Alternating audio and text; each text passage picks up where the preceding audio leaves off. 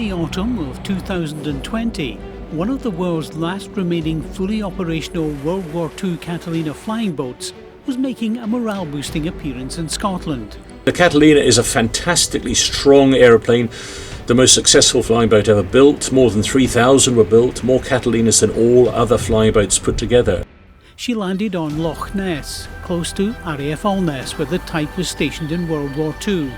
From here, the Catalinas of Coastal Command extended Britain's wartime reach into the North Sea and the Atlantic Ocean. The visit proved to be the perfect fill-up for the hard-pressed local tourism industry. I think apart from Nessie herself, then it's probably the strangest thing that we've seen on the Loch. It's very unusual.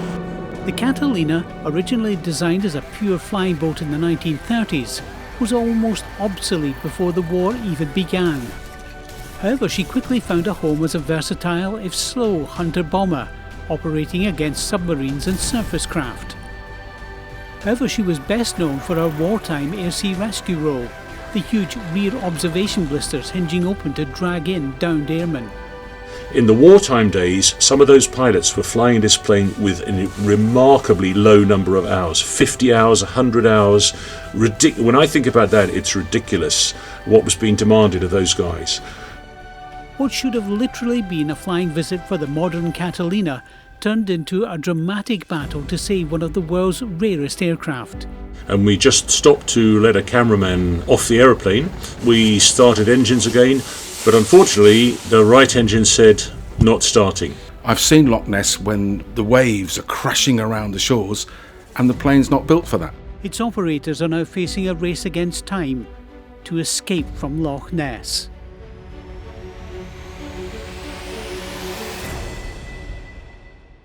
What is this super plane?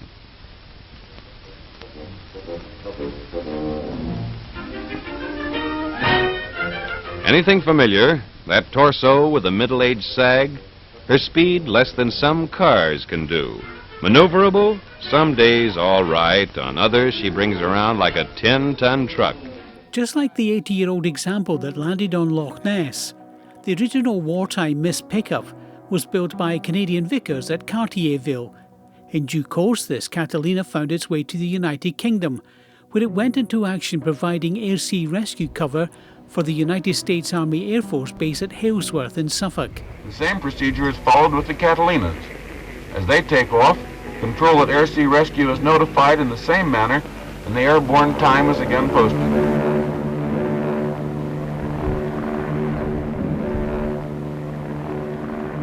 So it was that Miss Pickup was operating over the North Sea on March the 30th, 1945, on a mission that was to prove its last of the war.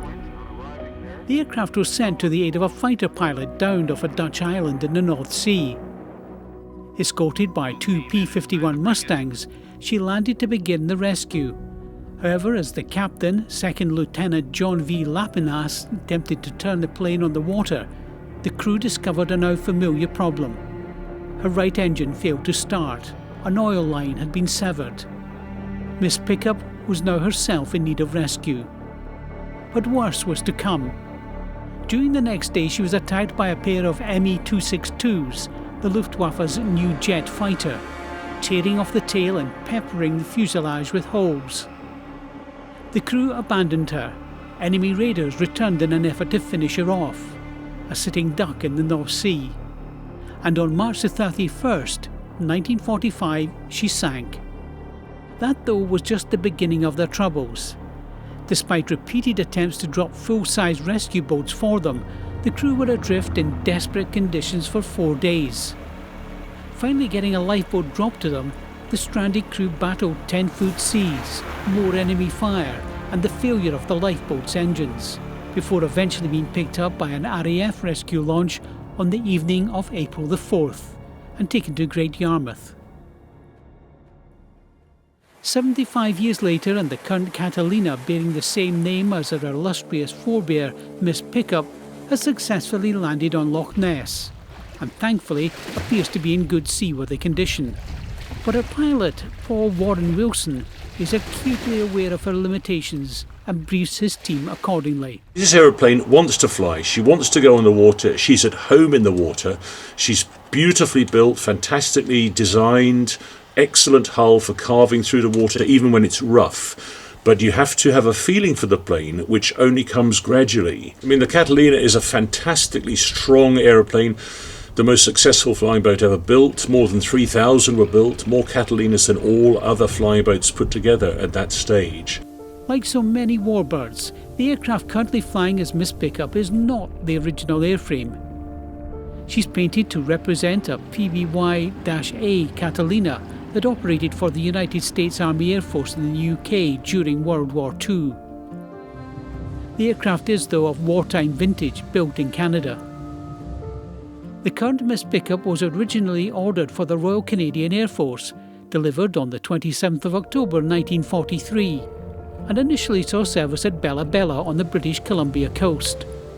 The Canadian Catalina, known as the Kansas, were mainly operated from water despite their amphibious undercarriages, and were used on day and night patrol searching for enemy submarines.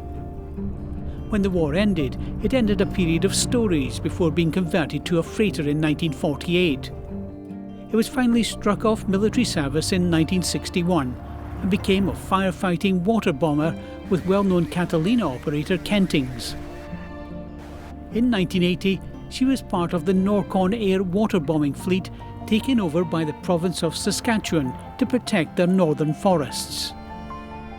By the late 1990s, the remaining Saskatchewan Catalinas were sent to East Africa and converted to passenger aircraft for the tourist industry in Zimbabwe.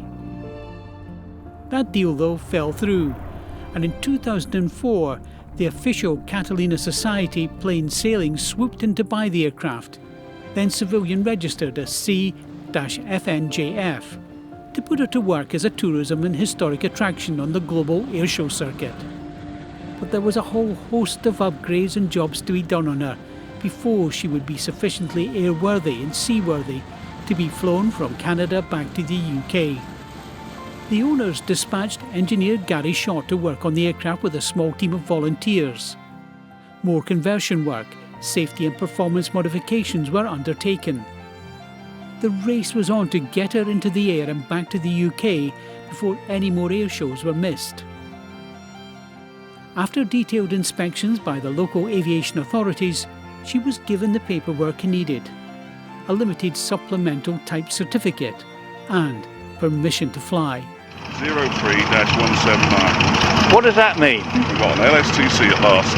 God, let me be the first to congratulate you. Why, thank you very much, sir. Even on the day of departure, things didn't go smoothly. The weather was awful, and the flight, already abandoned once due to high winds, looked at risk. Even the vehicle moving the plane suffered setbacks. Well, a tractor does it. It wouldn't move it the other day. It had so much water in the bilges. However, Garry and his team were rewarded for long weeks in Canada preparing her for the ferry flight to Ireland, arriving on the 30th of March after nearly 13 hours in the air and in temperatures as low as minus 28 degrees. After her triumphant arrival at DUXFORD, she flew the airshow circuit for a year in her now rather faded yellow paint, before a winter transformation to her new United States Army Air Force colours, depicting a Catalina number 44-33915 of the 8th Air Force 5th Emergency Rescue Squadron. In those markings she's flown ever since, memorialising the original aircraft and crew and all those who served on the iconic Catalina. In the wartime days, some of those pilots were flying this plane with a remarkably low number of hours, 50 hours, 100 hours. When I think about that, it's ridiculous what was being demanded of those guys.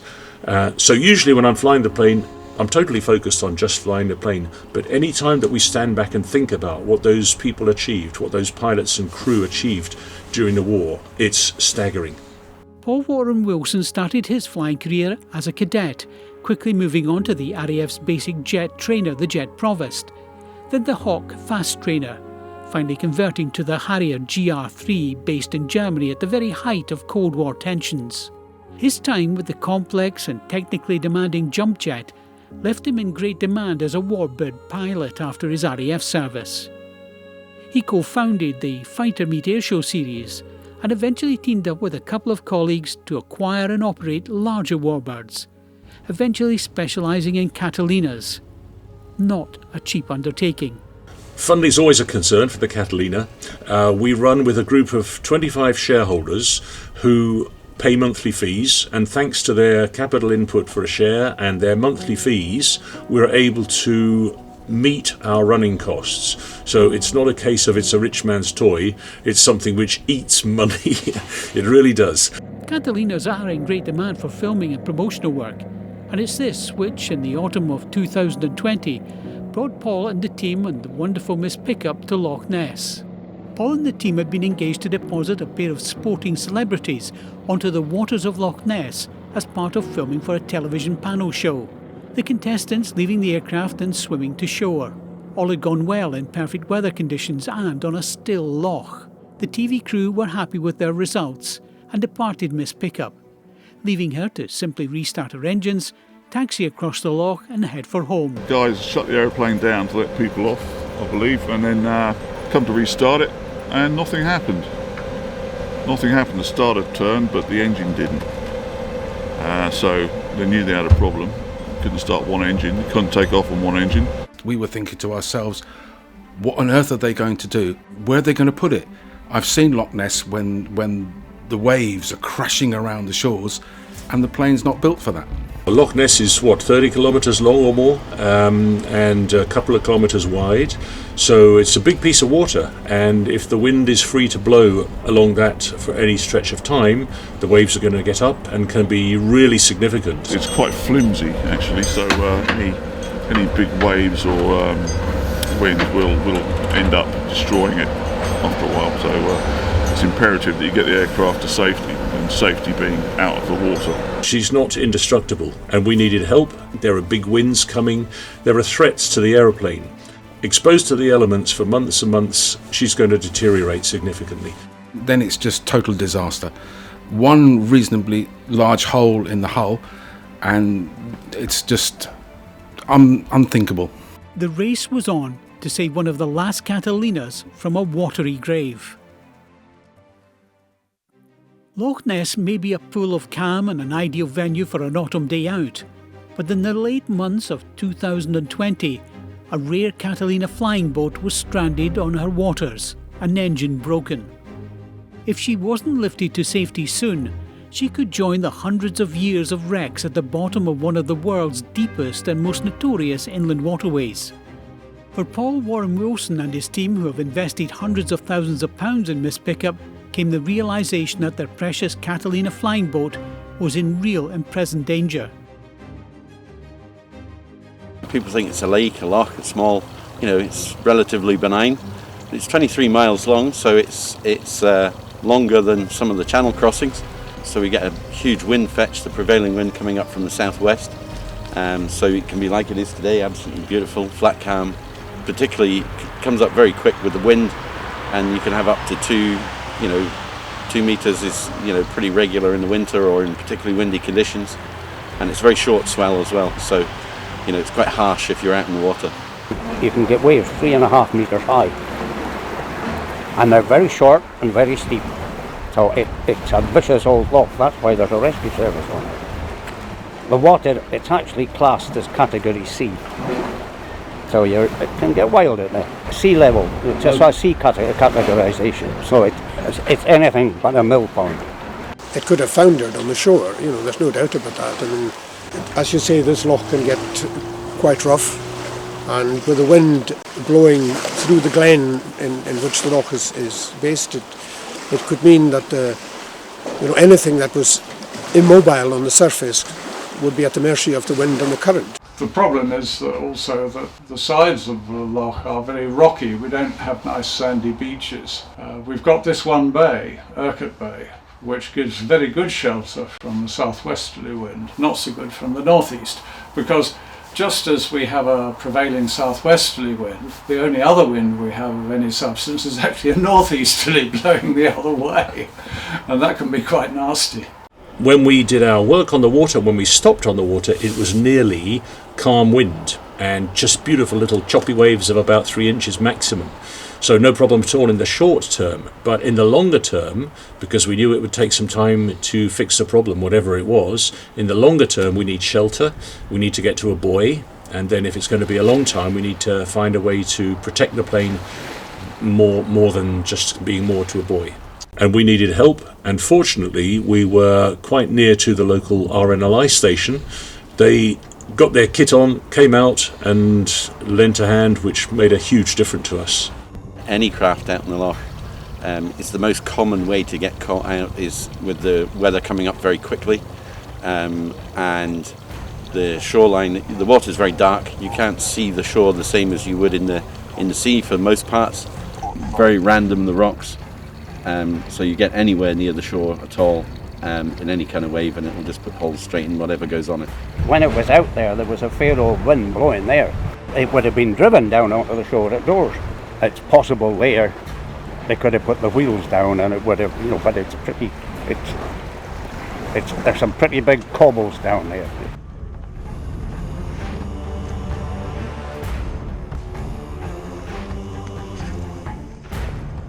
Despite the fact that the RNLI were on the scene and assisting, a new problem emerged.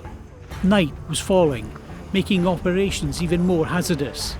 And before she could be towed to the loch side, it was vital to get the passengers safely ashore. Straight on. Are you looking down there? Yeah. I'll get the pull. Right, let him go the rail. Yeah, I'll grab you. And we'll tell you when. Right, go down there. Okay. On Loch Ness, Miss Pickup had spent the night temporarily moored to a buoy. However, it was vital the aged aircraft is lifted to the safety of dry land as soon as possible. Not only was this logistically difficult, but also cripplingly expensive, prompting a public appeal. Hello, my name is Matt Dillon. I'm one of the volunteer pilots for our beloved Catalina Miss Pickup. It's only now that we've started this operation that we've got a better idea of the true costs involved in this, and hence we've taken the decision to increase our funding target to just over £29,000. This should cover the cost of the entire operation from getting her off the loch and back home to her nice warm hangar in DUXFORD before the winter sets in. One of our members started a GoFundMe campaign which was amazingly successful and has brought us £30,000, which has covered the costs of craning out of the water, 6 weeks of work here, accommodation, tools, transport. Fortunately, just 800 metres away on the other side of Urquhart Bay is Pier, where they very kindly allowed us to bring the plane out of the water onto the land and put the aircraft in a much more controlled situation where in slow time we could tie her down properly, put scaffolding around, put some weather protection, bring in cranes and so on, and get on with the job of changing the engine. The rescue was planned. However, there was a hitch. The Catalina is fitted with special lifting points on the top of her wing, but these are designed for use in the hangar with overhead hoists. At the loch side, the team had to improvise, and a large and powerful crane would be needed at considerable expense to hoist her out of the water. I was astonished to hear that they could be operational for up to 14 hours in the air. That's quite extraordinary, it seemed to me. And clearly they required a huge fuel capacity to do that. And you were telling me that the fuel is, the tanks are housed in that wing up on the top. I can just imagine the kind of weight that these two engines are required to lift out of the water. The worry of craning her out by her massive wing has to be weighed against the risk of leaving her where she is. The fear was that, had she been left on the loch, she could take on water and sink. While she is fully capable and licensed for water operations, she's not sealed in quite the same way as wartime aircraft, and without bilge pumps running and in rough water, she could have been swamped. If she were to have more trouble getting off Loch Ness, the prognosis could be grim, and she wouldn't be the first aviation wreck on the bottom. In 1976, Marty Klein brought his side scan sonar here, and when they returned to America, they found on the sonar traces the image of an aeroplane. And initially they thought it was a Catalina. You can see the two engines there, and you can see why they might have thought that. But subsequently, Robin Holmes of Heriot-Watt University identified the wreck as a Wellington bomber in 70 metres of water in Loch Ness, and ultimately successfully salvaged the wreck in 1985, and it's now at the Spirit of Brooklands Museum in Weybridge. The Catalina team were well aware of the Wellington wreck and nervously watched the crane get to work. It was 150 tonner, a big beast. The wheels go in all directions, fascinating watching it. So they put it in there, got it all set up with all the extra weights and all the rest of it. The reason it was so big is to get the jib length to get out to be able to lift the thing at that distance. Because they had to be far enough back so that when they lifted it, they could actually put it on the end of the pier. I was on one of the ropes on the end, trying to take pictures and watch it as well. And we were very lucky. The weather was virtually flat calm. Lifted it up perfectly. Beautifully done. As the crew finally managed to get to the faulty engine on dry land, it was very evident that this wouldn't be an easy job. 1 month after Miss Pickup arrived on Loch Ness, Paul, Garry and the team will finally find out tomorrow whether they have a chance of flying the Catalina out in one piece. Even the few days that she'd been fully exposed to the elements on Loch Ness had taken their toll. Lubricants had been washed out of hard-to-reach hinges and panels, and the rain, even though light, had penetrated many compartments. In wartime, a team of dozens of engineers would take this in their stride, with access to unlimited spares and with no regard for cost. Garry and his small team at Loch Ness didn't have any such luxury, and were in a race against time. Further inspection of the engine that had failed revealed it had to come off the aircraft. As you can see, this part of the engine is everything from the firewall forward is a engine change unit. Well, we don't have one of those. We have a bare engine, which is literally that, just the bare bones of the engine, which we have to put everything from this engine that's serviceable onto before we can put it back on. And that should take us a few days with the following wind. So having lifted the whole aircraft out of the loch, the team now had to take the engine off with the utmost care to be able to transfer the parts across to the new unit. Because if everyone starts waving and shouting, he doesn't know who to listen to or to act on. And then the next thing, we've incident or accident, and that's what we don't want.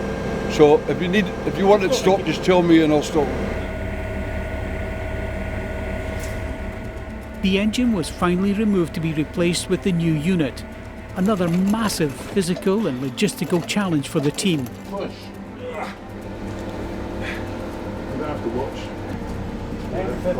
We baby them really, but in those days they just had to punish them. It's a punishing situation. Extreme weights, long distances, cold, hot, everything like that. So these engines were, I think they made more of these than any other aero engine, especially radials. Every single thing has to be checked, every single panel that goes on, every single screw, nut, bolt, because if something comes loose, it can endanger the engine. Well, we've stripped down most of the accessories and tin work, the covers, etc. off the engine. Now we're just putting some of them onto the new one while we can. Tomorrow, the guys from Stoddart will come along and swap these engines over on their stands, because that one's better for building up. This one's not quite good enough for that. So the Duff one, or one we think's Duff, is going to go on this shipping stand, and this one's going to go on the build-up stand, ready to be put back on next week.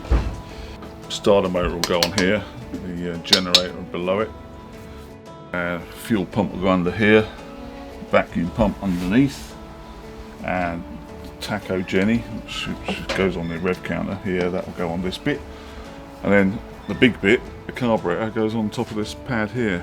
Well, not on top of it, the pad comes off, it goes on here. Personally, and the guys helping me, I think we'll have this Dutchwood back on the wing and possibly running by, where are we now, Wednesday? Sometime middle of next week to the end of next week. Despite worsening weather and logistical problems, Garry and Roger got the components built onto the new engine core and bench tested what they could. The only way they could test all the systems, though, was to winch the engine back onto the aircraft. Morale was raised as the crane team returned for this operation.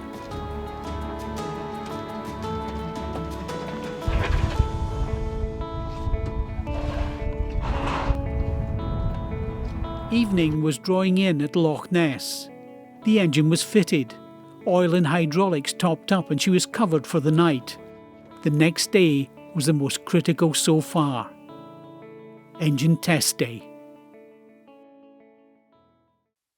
1 month after being stranded at Loch Ness, this stricken part of aviation history, one of the world's last fully operational World War II flying boats, had been lovingly repaired by her dedicated crew in the hope they can finally fly her out and home to Duxford. An entire engine has had to be removed and some of its key components integrated into a new unit before being winched back onto the aircraft for testing. Everything on here is hard work. This is just extra hard work because of the place that we're at. This is the final part. The engine will be oiled up. Fingers crossed. You'll hear pretty sounds. You've got to be very quick because that's the big thing out there is a real pain all the time. So you never know what's going to happen. Perhaps the most famous Catalina lost on an inland waterway isn't sitting at the bottom of a lake. In fact, it's been on public display for 60 years and is slowly rotting away, leaving behind only its extraordinary story. Well, I'm quite amazed it's lasted as long as it has. When you consider, where it is, and you couldn't kind of imagine a worse place to leave something like this.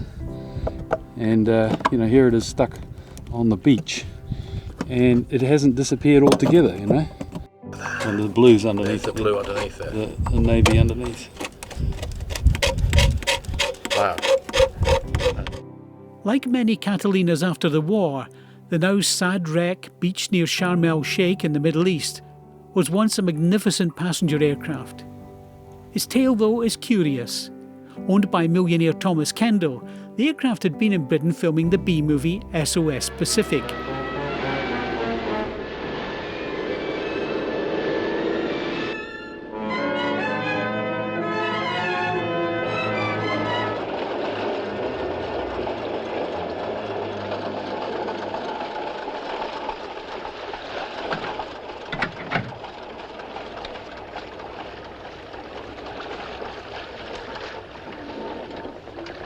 When filming wrapped, Kendall undertook a round-the-world holiday with family and friends on the luxurious air yacht. They were greeted like royalty wherever they went, until on Wednesday the 23rd of March 1960, they set down in an inviting-looking inlet, unnamed on their map, which the pilots thought was in Egypt. Unfortunately, they'd landed in a sensitive area of Saudi Arabia, and local tribesmen fearing an invasion opened fire on the unprotected aircraft, injuring Kendall and members of his party and damaging, like Miss Pickup, the right engine. The Kendall party found themselves under house arrest at the tribe's camp while an international incident unfolded. Eventually they were freed, and after medical treatment all survived.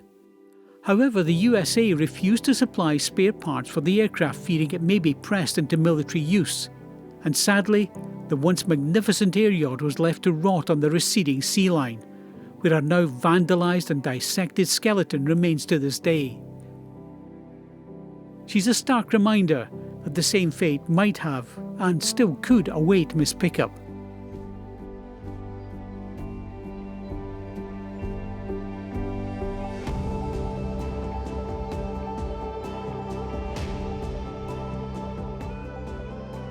Far from the sunshine of the Middle East, it was cold and damp at Loch Ness. Alone in the cockpit, the pressure was on for engineer Garry Short as he silently ran through his final pre-start checklist for the new engine. If everything was in order, she would start. If not, it would have meant engine removal and back to the workshop.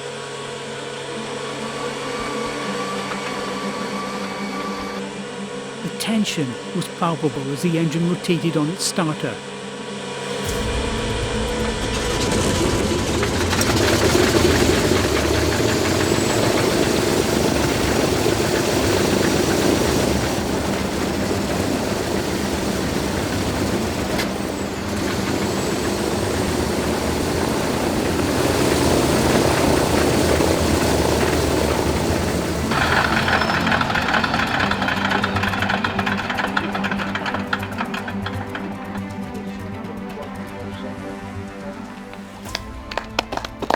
Well done. Really, really well done, mate. For Miss Pickup, it looked like the risk of not escaping, spending a winter or worse trapped on Loch Ness, was finally receding. Now perhaps she could start her journey home. With the engine runs completed, all had looked well for a getaway. However, for the first time, the loch began to strike back. Winds and rain increased towards the projected return to flight day, and it was aborted. The following weekend had a weather window, but with snow threatened, that too slipped. One final attempt was scheduled for the start of December before a projected 3 weeks of severe weather. The team knew when the day began cold but still in clear that it was now or never.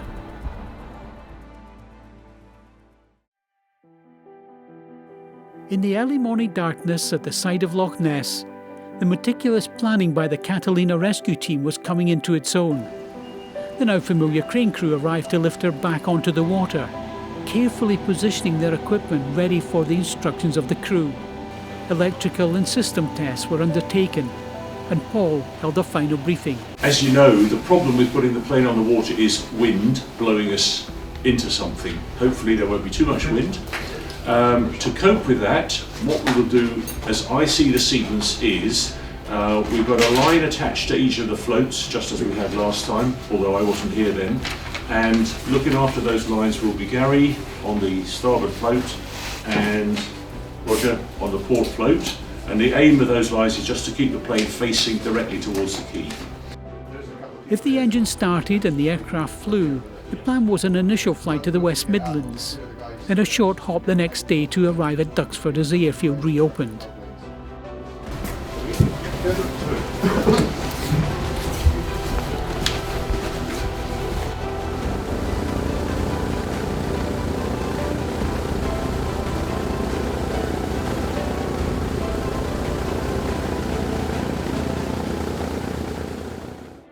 The final engine checks were complete. The aircraft had been made safe and was ready for the water. The whole winching operation was undertaken slowly and with great care, and it made for a fascinating time lapse, condensing the 20-minute operation into one simple move.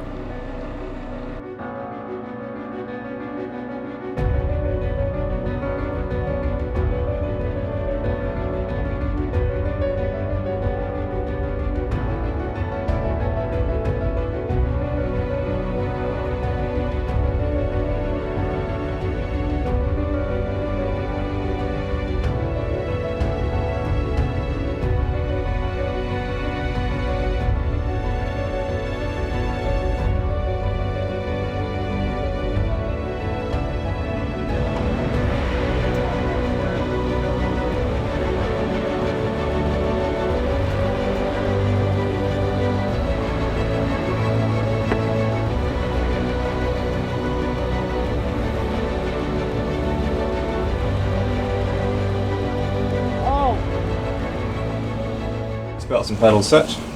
Seats, belts, pedals set. For now. Parking brake off. Pilots Paul Warren Wilson and Matt Dearden now have the aircraft prepared and go through their pre-flight checklist before the critical power checks and takeoff run. Set.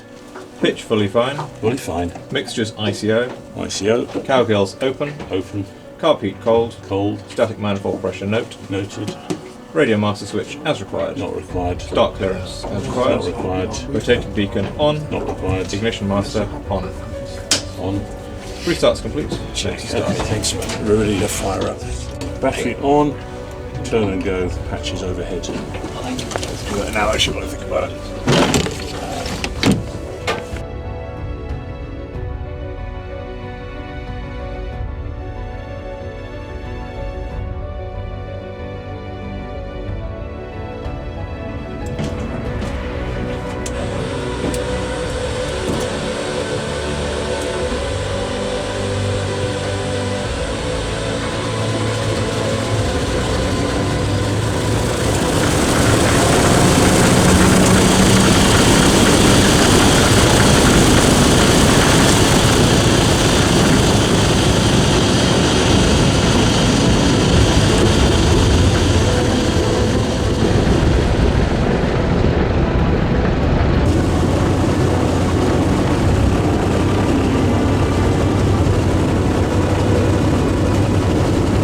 Despite the good weather, everything had to work perfectly and the swell on the loch raised some concern. As when the aircraft is travelling at 90 miles an hour in a takeoff run, any mistake or technical issue can quickly become a crisis.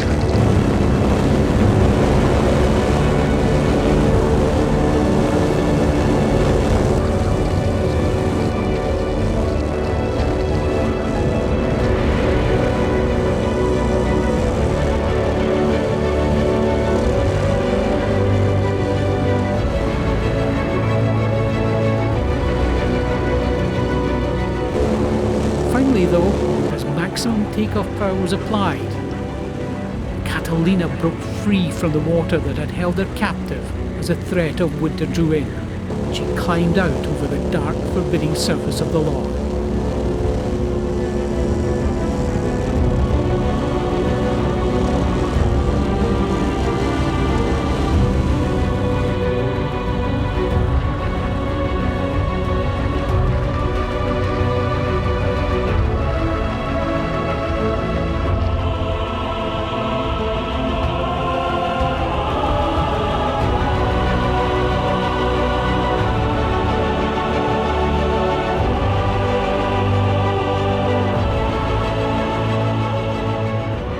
After 6 long weeks she's in the air, passing over the assembled crowd of well-wishers on the side of Loch Ness, and tipping her wings in the long-established gesture of thanks from all warbirds.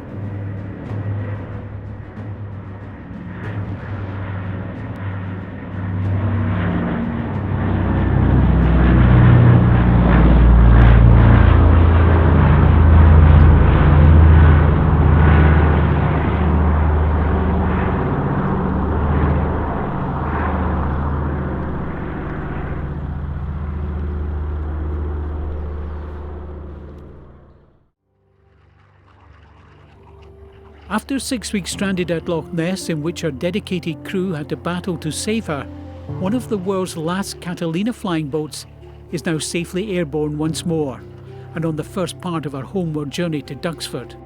Her first flight of freedom was short though, a 12-mile hop to Inverness Airport to do a systems check, ensure that all was working well, and most importantly take on the fuel for the 500-mile journey to Cambridgeshire via the Midlands.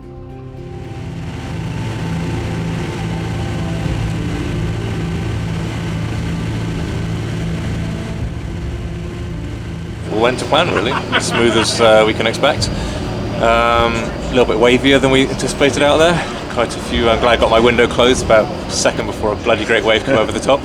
But otherwise, no, she's all good. She's behaving. Inverness now. Just going to refuel her and then head south, back home.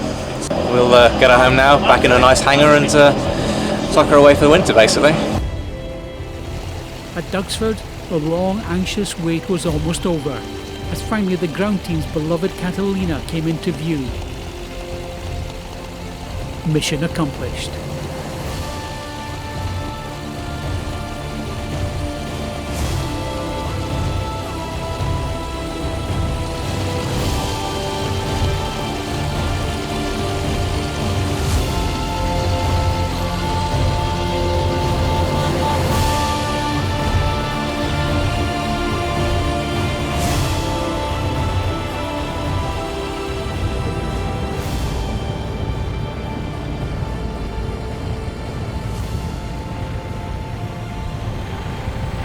Safe on the ground, the new engine had performed flawlessly and she was prepared for her first night in a hangar in 3 months.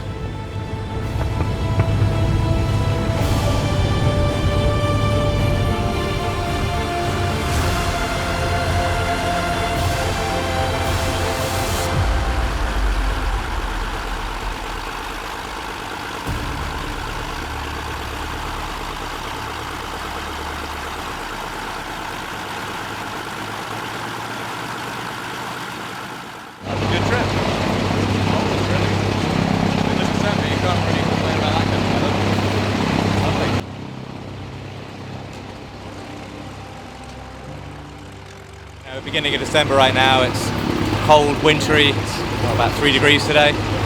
You know, the weather could have been really against us, but we were just so lucky. It's just, well, not blue skies, but as good as you're going to ask for, really. The plane's been behaving herself, new engine, pretty faultless, really. Testament to the team and, you know, and everybody who's worked on it. It's just been fantastic, really. We're happy to be home. As soon as the cat's home, she's groomed for the next prow.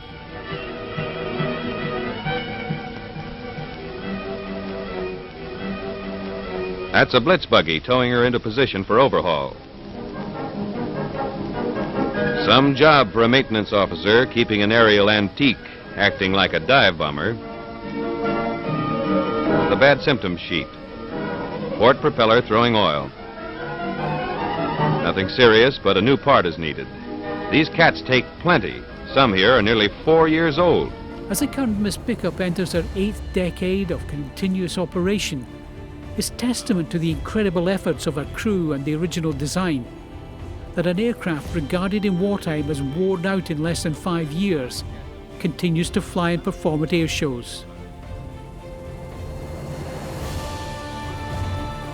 With the crane there lifting her back onto the water, that was sort of the tricky bit that we were all a little nervous about. It's not something we do very much, and we know we needed light winds, which in winter in Scotland that's not exactly very common, particularly on Loch Ness. Textbook operation, really.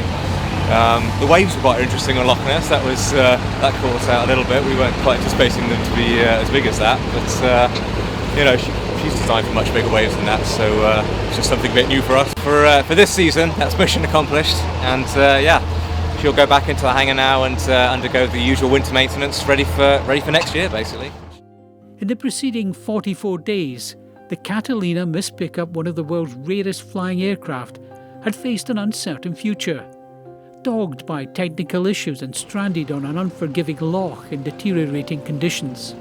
The determination and perseverance of a dedicated team and the support of the public, however, means she lives to fly another day, to honour those who operated in and were helped by the Catalina flying boat, and in this case, rescued in an escape from Loch Ness.